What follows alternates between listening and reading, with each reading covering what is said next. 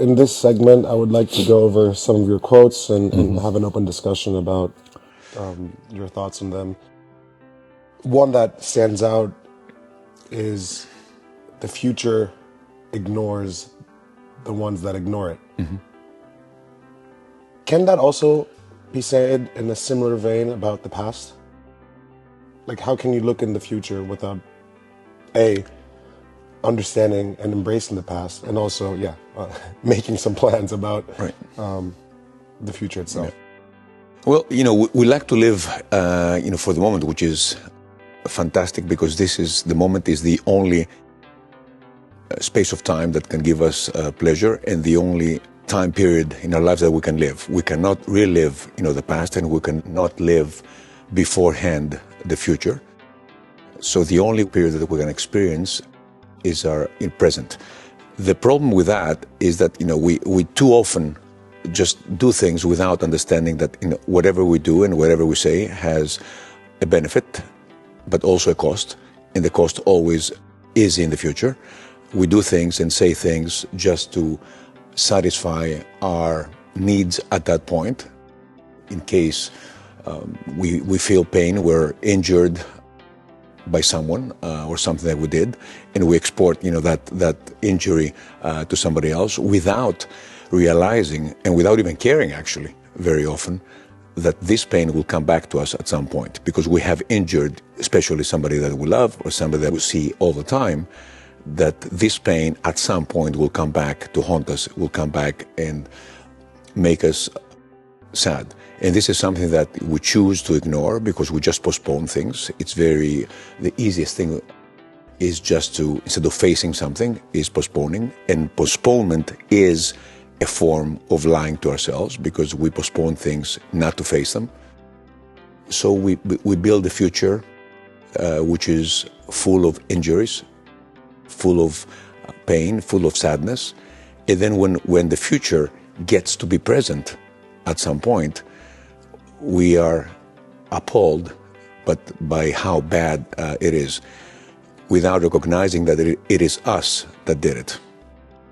You also say that in your work, you try to be as logical as possible, and in your personal life, you try to use as much emotion as possible. Can the same be said about the past, the present, and the future? Meaning, when you reflect about the past, try to be as logical as possible. When you're experiencing the present, try to be as emotional as possible. And when you're strategizing about the future, try to be, again, as logical. And when I say emotional in the present, obviously when you strategize about the future and when that future becomes the present, you've already made, in a way, the right decisions to just feel free and be emotional in the present. Well, we have to keep our emotions out of important decisions of our lives. We are an undeclared civil war between our logic and our soul, and those two battle within every moment of our lives, and they certainly do battle the times that we're trying to decide, and especially when we make important decisions, they have to be as logical as possible. Our soul is a wild, horse that is very often is uncontrollable, or actually I should say it's as controllable as our knowledge of it, where our mind and our logic is an obedient pet, which just does what is ordered to do. So that civil war, between them makes us very unpredictable, sometimes makes us very illogical. That is why the behavior of people, either 2 people or 2 million people, is very hard to predict, because we can easily predict what their logic will do, because they are products of the same, more or less, educational systems. But we cannot predict what their soul will do, because everybody has their own soul, which is made by the truth of who they are, which in turn is made by their beliefs, their experiences so far in life, their injuries, their upsides and downsides. So it's impossible to know exactly what somebody feels, because in most cases, actually, they don't even know. what the soul has. So how can we know something that they don't? And this makes them, very unpredictable. And this makes our effort to predict human behavior very, very hard. Another thing about the past, today, you, me, whoever, we're a collection of everything we've experienced, the positives, the negatives, the mistakes, the victories and the defeats. When examining the past, a lot of people try to move on and they say the past is in the past, which is a great way of being able to alleviate some pain and lock certain negativity in a closed door that cannot affect you anymore. But at the same time, as you said, you only learn from defeats, and to ignore the past at an individual level, at a collective level, a country level, you're kind of doomed to make a similar mistake in the future. So I know it's all about balance. It seems that everything is about balance, but how do you embrace it, but also know when to keep certain things about the past in a closed locket? Right. Well, whoever ignores the past becomes its fugitive.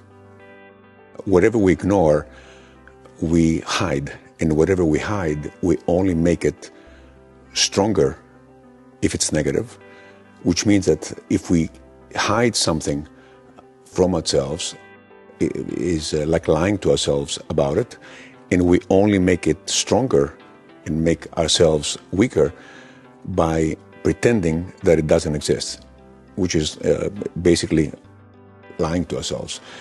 So the closer we come to truth, the stronger we become, and the closer we come to lies, the weaker we become. So the more that we try to ignore and hide who we were in the past, what we have done, our mistakes, the more we become the fugitives and have them, in a sense, play a larger negative role in the future by shaping our future as they want, because the pain that remains untouched by us is something that will shape our future very, very negative. So it's very, very important that, we attack our past, we try to discover and disarm all the parts of our character that shaped it in a negative way, because the more we run away from them, the more we become the fugitives, and then we become in the future what those